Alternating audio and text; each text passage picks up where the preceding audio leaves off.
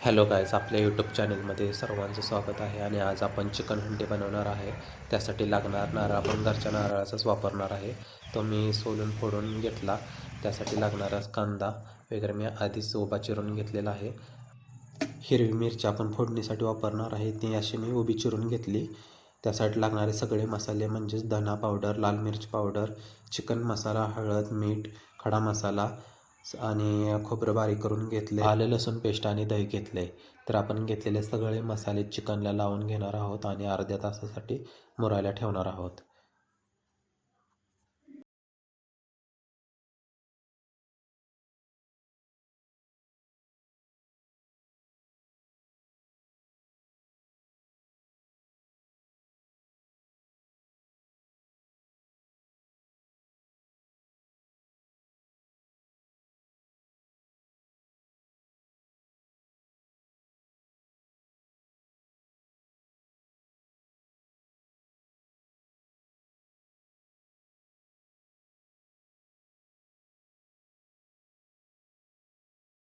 मातीच्या भांड्याला आपण तेल लावून घेतोय.